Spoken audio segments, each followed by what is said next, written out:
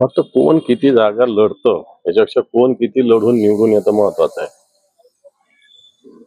त्याच्यामुळं लोकसभेला तर त्यांचा बिनशर्त पाठिंबा होता.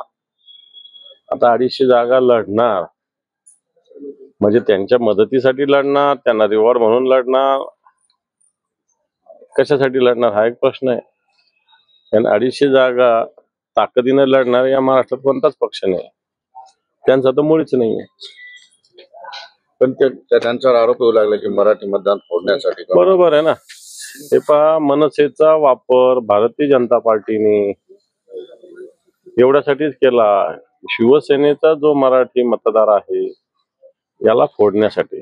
जी एकजूट होती मराठी मतदारांची, इकडे मुंबईमध्ये गुजराती मतदार एकत्र होत आहे आणि मराठी मतात फूट पाडण्याचं पाप जर कोणी केलं असेल मनसेनं, याला मनसेला नाही जबाबदार धरणार, याला भारतीय जनता पार्टी कारणीभूत आहे. आणि भारतीय जनता पार्टीच्या हातचं बाहुलं बनून मनसेनं खऱ्या अर्थानं मराठी माणसाचा गळा घोटण्याचा प्रकार